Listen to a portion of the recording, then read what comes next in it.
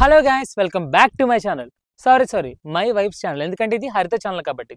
హరిత లైవ్స్ చేస్తున్నప్పుడు అలాగే కొన్ని వీడియోస్ పెట్టినప్పుడు చాలా మంది మీ వాయిస్ చాలా క్లియర్గా వస్తుంది, మీరు ఎటువంటి మైక్ యూజ్ చేస్తారు అండ్ వీడియోస్కి అంత మంచి వాయిస్ ఓవర్ రావడానికి రీజన్ ఏంటి అని చాలా క్వశ్చన్స్ అడిగారు కదా. సో ఇప్పుడు వాటన్నిటికీ మనం ఆన్సర్ తెలుసుకుందాం. ముందుగా మనం వీడియో గురించి మాట్లాడుకున్నప్పుడు కొన్ని బేసిక్స్ గురించి మాట్లాడుకోవాలి. ఒక వీడియో మనం అందరికీ నచ్చేలాగా రెడీ చేయాలంటే ఫస్ట్ ఆఫ్ ఆల్ మంచి క్లిప్స్ యాడ్ చేయాలి. రెండోది మంచి బ్యాక్గ్రౌండ్ చెక్ చేసుకోవాలి. లేదా మన బ్యాక్గ్రౌండ్తో సంబంధం లేని వీడియోస్ చేస్తున్నట్లయితే కనుక కంపల్సరీ మనం వాయిస్ మీద మెయిన్ ఫోకస్ చేయాలి. మేము కూడా అసలు అనుకోకుండా ఈ ఫీల్డ్కి రావడం వల్ల మాకు స్టార్టింగ్లో ఏ విషయం తెలిసేది కాదు. బట్ మేము వాడేది ఐఫోన్స్ వాడడం వల్ల మేము డైరెక్ట్గా రికార్డ్ చేసిన వాయిస్ బాగానే ఉండేది, కానీ ఎక్కడో ఏదో వెలిత కనిపించేది అనమాట. అంటే ఎక్కువ మందికి ఎంగేజ్ అవ్వట్లేదు ఏంటి అని చెప్పి ఆ టైంలో మేము ఆలోచించి కొంచెం ఇన్వెస్ట్ చేసి ఈ మైక్ తీసుకున్నాం. ఈ మైక్ డీటెయిల్స్ అని మీకు పూర్తిగా ఎక్స్ప్లెయిన్ చేస్తాను. దానికంటే ముందు మనం మైక్ ఎందుకు యూజ్ చేయాలన్న విషయాలు మనం తెలుసుకుందాం.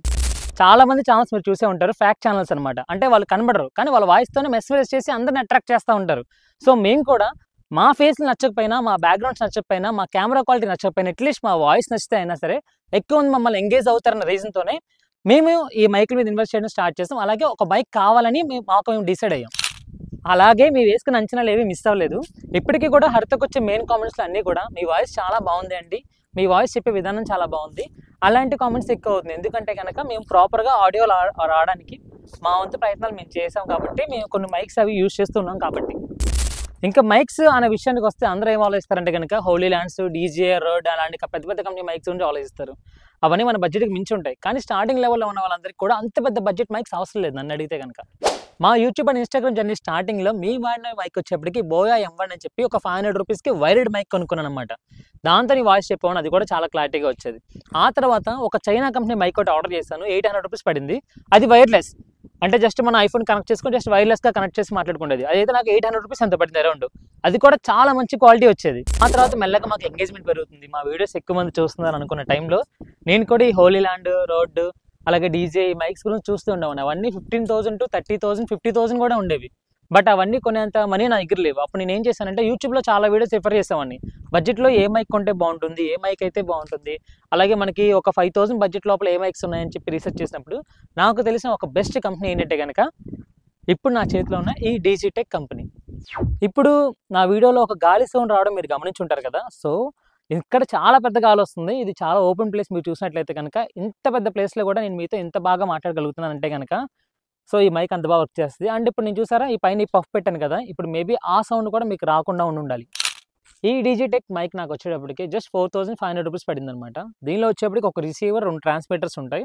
ఆ 2 ట్రాన్స్మిటర్స్ ఎందుకు అంటే కనుక నేను యూట్యూబ్ వీడియోస్ చేద్దాం అనుకున్నప్పుడు ఇద్దరం కలిసి మాట్లాడదాం అనుకునే వాళ్ళం. సో అందుకని 2 ట్రాన్స్మిటర్స్ ఉన్న మైక్ తీసుకుందామని ఆలోచించినప్పుడే ఈ డిజిటెక్ కంపెనీ మాకు పరిచయం అయింది.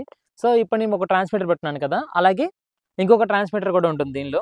అలాగే దీనికి కనెక్షన్స్ అన్నీ ఉంటాయి. చాలా సింపుల్గా యూస్ చేసుకోవచ్చు అండ్ ఆ క్వాలిటీ కూడా చాలా బాగుంటుంది. 4,500 రూపీస్లో ఇంత మంచిగా నేను ఎక్స్పెక్ట్ చేయలేదు. అలాగే నేను కొన్ని DJ mics, Holi land mics కూడా వేరే వాళ్ళ దగ్గర ట్రై చేశాను.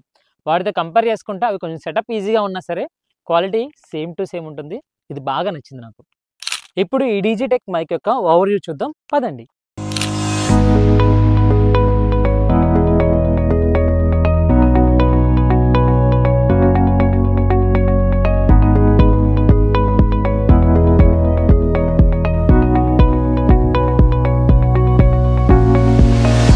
సో ఫ్రెండ్స్, ఆ మైక్ మీద పడిన గీతాలు చూస్తే అర్థమైపోయి ఉండాలి మేము దాన్ని ఎంత రఫ్ అండ్ టఫ్ గా యూస్ చేస్తుంటామో అని. సో గైస్, ఇదే డిజిటెక్ మైక్. దీని మోడల్ నెంబర్ కూడా నాకు గుర్తులేదు, ఎందుకంటే కొన్ని సంవత్సరం అయిపోయింది. ఇందులో మనకు ఒక రిసీవర్ అలాగే 2 ట్రాన్స్మిటర్స్ ఉంటాయి. ఇందులో నాకు అనిపించిన డిసడ్వాంటేజ్ అంటే ఇది చాలా పెద్దగా ఉంటుంది. కాలర్ కి పెట్టుకున్నా సరే చాలా పెద్దగా కనిపిస్తుంది. ఈ బాక్స్ లో ట్రాన్స్మిటర్స్ అండ్ రిసీవర్స్ తో పాటు వాటిని ఛార్జింగ్ పెట్టుకోవడానికి ఇలాంటి ఒక ఛార్జింగ్ కేబుల్ వస్తుంది. అలాగే మన మొబైల్ కి కనెక్ట్ చేసుకోవడానికి Type-C to లైట్నింగ్ అలాగే Type-C to Type-C 2 కేబుల్స్ ఉంటాయి. ఇందులో వచ్చే కేబుల్స్ అనేటి క్వాలిటీ అయితే చాలా బాగుంటుంది. దీన్ని అందరూ ఏమంటారో తెలియదు కానీ నేను మాత్రం విండ్ పఫ్ అంటాను. ఇలాంటివి 2 ఉంటాయి దీనిలో. ఇప్పుడు మీరు చూస్తుంది రిసీవర్, దీని కింద పవర్ బటన్ అలాగే మ్యూట్ బటన్ ఉంటుంది.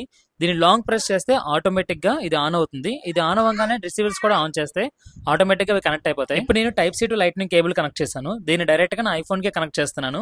మీరు చూడొచ్చు, దీన్ని కనెక్ట్ చేయగానే ఇక్కడ యాక్సెసరీస్ కనెక్టెడ్ అని వచ్చింది కదా, అంటే ఇది డైరెక్ట్ గా కనెక్ట్ అయిపోయింది. ఇప్పుడు మీరు చూస్తుంది ట్రాన్స్మిటర్. దీనికి వచ్చేటప్పటికి కింద పవర్ ఆఫ్ ఆన్ బటన్ ఉంటుంది, అలాగే పైన వచ్చేప్పటికి ఎక్కువ మోడ్ ఉంటుంది, సైడ్ ఛార్జింగ్ ఉంటుంది.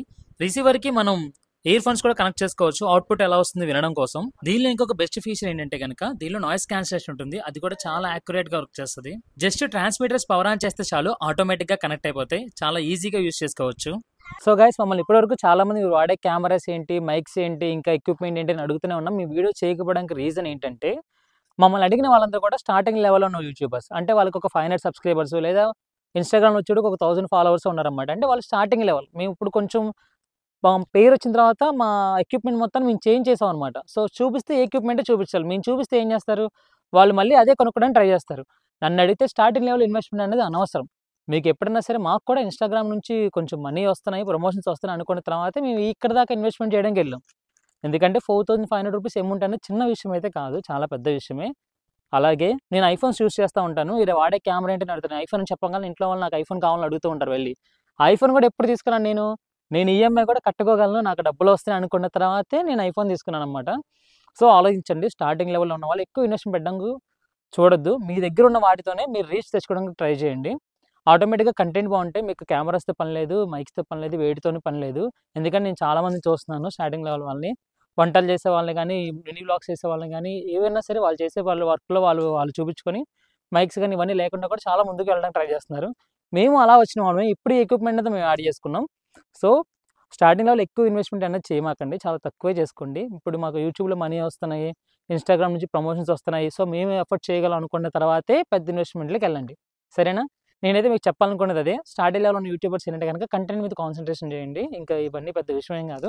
ఒకవేళ మీకు కావాలనుకుంటే ₹1000 బిలోలో కూడా మీకు చాలా రకాల మైక్స్ ఉంటాయి. వాటితో ట్రై చేయండి. అవి మీకు వాడి అలవాటయిపోయిన తర్వాత మీ కంటెంట్ బాగుంది, అది ఎవాల్యూట్ అవుతుంది అనుకున్నప్పుడు అప్పుడు వేరే దానికి వెళ్దురు. ఓకేనా? ఫ్రెండ్స్, ఈ వీడియోని మీరు ఇక్కడి దాకా చూసారంటే కనుక ఖచ్చితంగా లైక్ చేయండి. అలాగే మీ ఫ్రెండ్స్ అండ్ ఫ్యామిలీ మెంబర్స్‌కి షేర్ చేయండి. ఇంకా మీకు ఎటువంటి డౌట్స్ ఏమైనా ఉంటే కనుక ఖచ్చితంగా కామెంట్ చేయండి. వాటి మీద కూడా మనం డిస్కస్ చేద్దాం. అప్పటి వరకు మన ఛానల్‌ని సబ్స్క్రైబ్ చేసుకోవడం మాత్రం మర్చిపోకండి.